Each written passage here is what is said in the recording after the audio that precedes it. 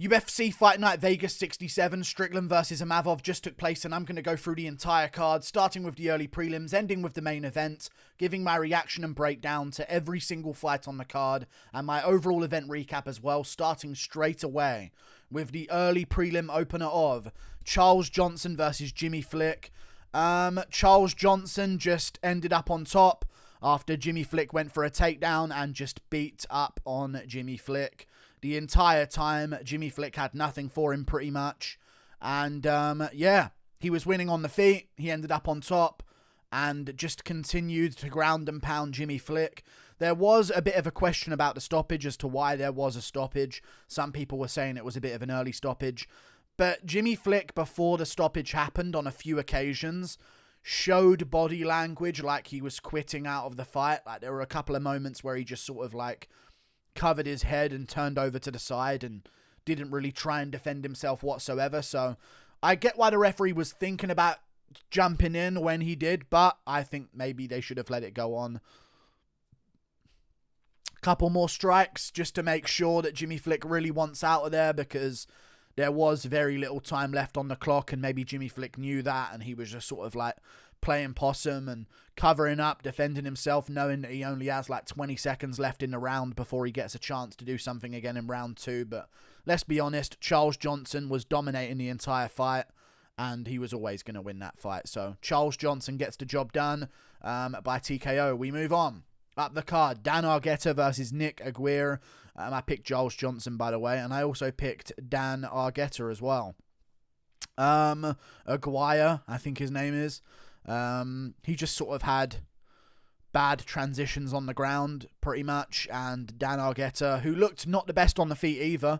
I mean, neither of these guys really looked like great opponents, to be honest with you.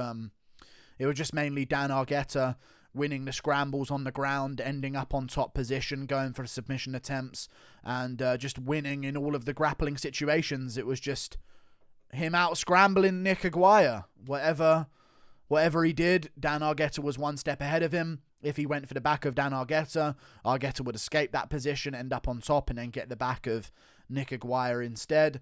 And, yeah, pretty easy win from Dan Argueta, just sort of cruising to a decision, shooting good takedowns at range to get the takedowns, but looked a little bit weird on the feet, I will say. For a featherweight, coming up in the featherweight division, you're usually looking a little bit more technical than that, but both of these guys looked a little bit weak on the feet, if I'm honest. So Dan Argueta won, but it wasn't too impressive. We move on. Up the card, Allan Nascimento versus Carlos Hernandez. Very impressive performance by Allan Nascimento for Haya. Just ran a clinic on Carlos Hernandez. He immediately went after him. It was a little bit like a Alejandro Pantoja versus Alex Perez game plan, where he just wanted to make sure that Carlos Hernandez was on his back foot immediately and not able to sort of get range or get comfortable. And he just immediately went after Carlos Hernandez, pushed him backwards with shots, and then got the clinch, got the takedown. Hernandez worked his way back up, but almost gave up his back, and then eventually Nascimento got another takedown, kept the back of Carlos Hernandez, and submitted him with a rear naked choke. There's not really much else to it than that. It was a pretty easy night at the office for Allan Nascimento, who should have been on the Brazil card, let's be real. With Oliveira in his corner at the Brazil card, they missed out on a massive opportunity there to get the crowd roaring, but he got a great win. So, hey, maybe he could even fight on the Brazil card. Probably not, but definitely want to see him make a quick turnaround, because he's not getting any younger. I think he's closing in on 30 years of age, if I'm not mistaken. I'm just going to check that right now. So the quicker we can get him back in there, the better. He's a very talented fighter, 31 years of age. So I think it's time to give him that Tim Elliott test. You know what I mean? That most of these flyweights have to go through. We move on. Up the card, Mateusz Rebecki versus Nick Fiore. I went with Mateusz Rebecki. I thought he was going to immediately get the takedown and just sort of like neutralize Nick Fiore across the distance of the fight with the grappling. But to be honest, Rebecki fancies himself a scrapper, and he was looking for a one-punch KO the entire fight long. Well, at least for the first 2 rounds. He was just swinging like a maniac at Nick Fiore. So He really wanted a one-punch KO, in my opinion. And I was actually worried for a second, like, oh my God, this guy's going to gas out. But Nick Fiore just didn't really have any ability to get back up to his feet. If he would have got up a couple of times and made Rebecki work to get him back down again and maybe start losing a bit of confidence in himself, being able to control the fight, maybe then Nick Fiore would have been able to sort of mount a bit of a comeback. But Rebecki was just too dominant on top position, and at the end of every round he made sure to get that takedown to sort of cruise out the last 2 minutes and sort of get his breath back while landing some pretty big elbows and punches from that position as well. So very good. He cut open Nick Fiore in the first round with a massive elbow, but they were swinging back and forth in the first round, and it was like a crazy firefight where Rebecki was getting the better of things because he was going to the body a little bit more. But that was a wild fight in the first 2 rounds. So it was pretty entertaining. Very good from Mateusz Rebecki. He moves on to 17-1 and moves on in the lightweight division. Another guy to watch out for. We move on. Up the card, Claudio Ribeiro versus Abdul Razak Alhassan. People told me I was stupid. I picked Abdul Razak Alhassan to win this fight by KO in the first 2 rounds, and he got the job done. He was a little bit hesitant in the first round. Claudio Ribeiro was chewing up his legs with leg kicks, very, very good. And I think he landed like 1 right hand at one point on Abdul Razak Alhassan, but it just wasn't enough in accumulation. So Abdul Razak Alhassan eventually pushed him up against the cage and just started kneeing the thigh, kneeing the body, punching the face. And Claudio Ribeiro, you could see it on his face. He sort of started to slow down, lose that first round invincibility. And towards the end of the first round, actually, Abdul Razak Alhassan started to land really big elbows in the clinch. And they were starting to hurt Claudio Ribeiro a little bit. And he actually had Claudio Ribeiro, like, ready to be TKO'd at the end of round 1. And he was swinging massive shots against him. But Claudio Ribeiro survived. Round 2 came around, and Ribeiro got clipped on the chin going forwards. Abdul Razak Alhassan pretty much put him out cold against a cage. He didn't know where he was. Eventually finished him off with a big punch. Abdul Razak Alhassan, great performance. We move on. Up the card, Javid Basharat versus Mateus Mendonca. Very good performance by Javid Basharat, because Mateus Mendonca, although he's not the most technical of fighters, he's very dangerous. He goes for submissions on the ground. He's always looking for that KO blow. He's a tough guy. I know he took it on short notice, and that was obvious as the fight went on, that Javid Basharat started to take over more and more. But I gave Javid Basharat every single round, so I have no idea why this blue-head guy had his hands up like he'd won the fight. At the end of it, very wishful thinking from him. Round 1 was 32-12 in favor of Basharat in terms of significant strikes. No idea how Mendonca thinks he won that round. He didn't really have a good submission attempt. He was going for the legs a couple of times on Basharat, but Basharat had his knee out of danger, so there wasn't really much Mendonca could do with that position. So it wasn't like an official submission attempt. So it was just Javid Basharat being one step ahead, dodging the big power shots of Mateus Mendonca. I mean, look at the accuracy rate of the two of them. Round 1, 62% for Basharat, 27% for Mendonca. Round 2, 77% of Basharat's shots landed, 29% of Mendonca's. And they were like partial shots anyway. You know what I mean? Or knees in the clinch and stuff like that. Round 3, 82% Basharat, 47% Mendonca. So Basharat was just way more effective. Started landing some spinning back kicks to the body, going to the body in general on the ground with elbows and landing big elbows on top position as well. He's a very, very dangerous guy in this division because he's so young, and he really did say it how it was in his post-fight interview. He's not getting like Umar Nurmagomedov gets like a Brian Kelleher, a Morozov, like these guys who we know aren't really that great. You know what I mean? And then he also gets like a Nate Maness. Now he had an amazing performance against Barcelos. But Basharat, like, we'll get to that in a second as well. But Basharat was kind of pointing out, like, O'Malley put much better example. It's just Umar was fresh on my mind because he just fought. But O'Malley, Paver, Moutinho, you know what I mean? Like, these types of names. Whereas Javid Basharat, like, he's fighting like 10-0 undefeated prospect, just got a massive KO win on the Contender Series. Mateus Mendonca, Tony Gravely, veteran prospect, pretty much. On the come up. Really, really talented guy.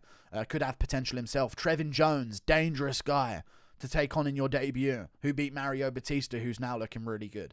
So Basharat's not had an easy time of things. I think it's time to give him that name that's going to get him a bit higher up the rankings. He called out Chris Gutierrez. I say no. I don't think he's ready for the rankings yet. Give him a guy like Montel Jackson, Jonathan Martinez. One of these types of names I think suit him a little bit better. And then we can start talking about ranked opponents. We move on. Up the card to another fight, which was, I swept the prelims, 100% pick rate. Umar Nurmagomedov, I picked him to win. I said he would win by decision. He KO'd Raoni Barcelos out cold. Very, very good performance by Umar Nurmagomedov. He was winning the fight comfortably at range. They were going a bit tit for tat, but more like tit for tat, if you know what I mean. Like, they were going like, they were striking at range with each other, like, but Umar Nurmagomedov was landing 2 tapping shots for every one of Raoni Barcelos. Only significant strikes I remember were the body kicks of Raoni Barcelos, and then some of the kicks from Umar Nurmagomedov were landing very well to the body as well, some of his teeps. But then Umar actually flashed him with a straight left hand that I think busted the nose of, not Raoni Barcelos, yeah, Raoni Barcelos. Busted the nose of Raoni Barcelos in the first round, because it was only 1 round, so yeah, it was very tense. There was a moment or two where Raoni Barcelos would start swinging and Umar was in danger, but he sort of found his way out of it and they would clash in the middle with each other. But Umar was very tricky, very hard to sort of track down. And eventually he went for a body kick. And I thought he landed the right hand at the end. And that's what put out Raoni Barcelos. But it was a body kick. And then like a follow-up left hand from the body kick that sort of just clipped to the very tip of the chin of Raoni Barcelos and put him out cold. Put him out cold. And Umar, you know, this is his first KO of his career, I'm pretty sure. So, you know, I think it was more just like Raoni Barcelos, you take the kick, and this is obviously what Umar was planning to do when he threw the follow-up punch. You take the kick, you brace for the kick, and you tense up all your body, but you ain't tensing up for a punch at that point. You know what I mean? So his neck's just completely loose, and he just gets all the whiplash spinning his head around as Umar tricks him with that body kick left-hand combo off the same side. Very, very good from Umar Nurmagomedov. Gets a big KO and a performance bonus as well. So let's start talking about, I think they're going to do him versus Munoz, which would be a great matchup because Munoz is tough and as dangerous as Barcelos in the same ways that he's dangerous, just with a better chin. So it is a recipe for a good matchup. We move on. Up the card, Kelten Vieira versus Raquel Pennington. I picked Kelten Vieira to win. She could have, but Pennington, I think, deserved to win that. I'm not going to say it was a robbery or a bad decision. It's just one of them ones where it's like, round 3 was kind of close. Give it to Pennington. She did a bit more damage, regardless if Vieira was holding her against a cage or not. I know Vieira at some moments had sort of like the back position and stuff like that, but you can't try and win a fight based on that. You know, round 1, I thought Kelten Vieira could win it because she landed an elbow and it cut open Raquel Pennington. So maybe Pennington landed a few more strikes, but Vieira cut her open with a big shot at one point, and you know, Pennington started bleeding from the head. So I thought, okay, visible damage. Round 1, Kelten Vieira. Round 2, Pennington started doing much better. And then towards the end of it, Vieira started doing well with elbows in the clinch and stuff like that. But it was a little bit too little too late. So round 2 definitely went to Raquel Pennington. She was landing a bunch of straight punches on Vieira's chin. Surprised that Vieira could take him, to be honest with you. And then round 3, Vieira was doing good, but not enough. And Pennington was punching in the clinch, doing a bit more damage when neither of them were doing anything in the clinch. So Raquel Pennington deserves that win. Good stuff. I don't know what I want to see from her next. I couldn't care less, to be honest. I'll just be real. I don't care. Move on to another fight on the card.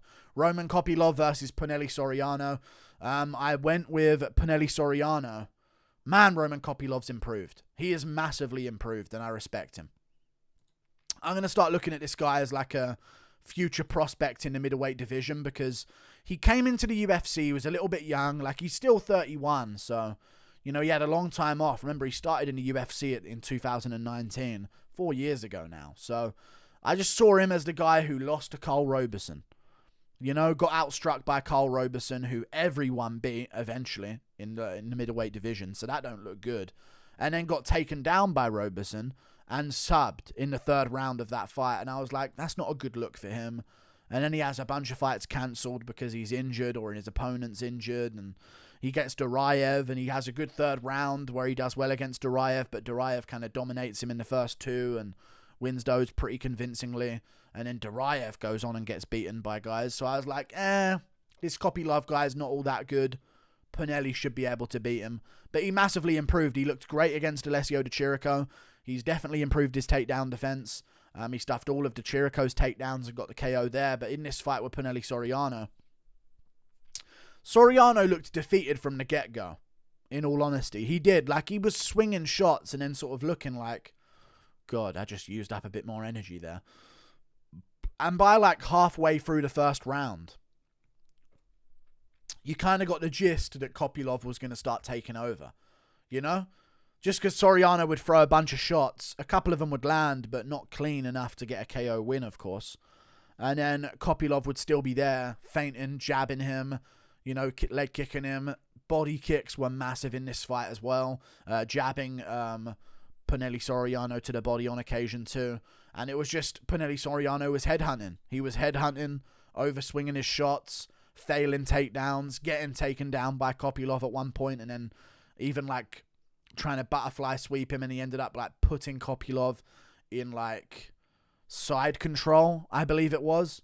And Kopylov just dominated him from that moment on, especially in round two of the body shots, eventually finishing Punahele Soriano. Massively improved. Massively improved. I thought the De Chirico performance was just a decent performance, but he's definitely put the work in and massively improved because he's a very young MMA fighter in his career. 31, I get it. He's still quite young, but 9-2 as a pro. You know what I mean? Like, he's not one of these Russian guys with a bunch of fights and a bunch of experience. So he is going to make that rapid improvement. So good job from him. We move on. Up the card, Dan Ige versus Damon Jackson. Who picked Damon Jackson? I swear, when I made my prediction video, the majority of people were picking Damon Jackson. It switched towards the end and more in favor of Dan Ige, but how could you pick Damon Jackson to win this fight? First of all, Dan Ige didn't look great. He got the KO win, but he didn't look amazing in this fight, and there were some moments where like he punched Jackson in the eye, and Jackson thought it was the fingers, and they had to sort of pause the action for a little bit and stuff like that, but this was just a one-sided fight for Dan Ige. Occasionally, Damon Jackson would land some shots. In fact, it says here on the significant strikes that Damon Jackson landed more than Dan Ige did, which is absolutely crazy. But yeah, apparently he was up 23-13 in the second round. So that's crazy because it looked like he was getting bullied around the whole time, and I wouldn't have guessed that. But he was doing some work in the close exchanges that they had and landing some knees to the body and landing a couple flurry shots. But he just looked like the loser the whole time. You know, anything Ige landed on him, he went flying into the cage, cowering over, really hesitant, really tucked up and awkward looking as a fighter. And he just looked like prey out there, in all honesty. In round one, Ige dropped him. A little bit off balance with a hook, and then sort of won the rest of that round, went to the body, went to the head, stuffed the only takedown attempt of Damon Jackson and got his own takedown at one point at the end of round one, just to kind of like prove a point, like I'm the better grappler here. And then round two, you just felt like it was a matter of time before Ige made the read on Damon Jackson's awful and horrible striking. And eventually he did, and he found the KO. Very good win from Dan Ige in round two. Quality performance. We move on. Up the card to Sean Strickland versus Nassourdine Imavov. Yeah, I picked Imavov. Not a good pick. He looked basic out there, man. He was overswinging shots. Didn't see any head kicks, any spinning attacks, anything different that Strickland had to deal with. And he ended up playing Strickland's game of let's box in the pocket for 5 rounds. And if you play that game with Strickland, you're going to lose the game. That's just how it is with Strickland. You don't play that game with him of that basic boxing 1 versus 1, pretty much, and live to tell the tale, because Sean Strickland will beat you at that game. You've got to mix it up with leg kicks and body shots like Cannonier tried to do, and even then, Strickland could have beaten Cannonier. So, yeah, Sean Strickland, great performance, looked good. and did what he did on short notice. To do that on short notice is very impressive. Didn't expect it whatsoever. I thought he was going to be out of shape, and he kind of was, because he did gas in the 5th round himself eventually after getting momentum in the 3rd and 4th, and Imavov was landing elbows in the clinch, which is what I said he would finish Strickland with, one of those elbows in the clinch, but yeah, just couldn't do it in time. Couldn't get the finish in the 5th round, and didn't have the energy to keep up for 5 rounds, especially in round 3 and 4, to keep up with Strickland and his 1-2s.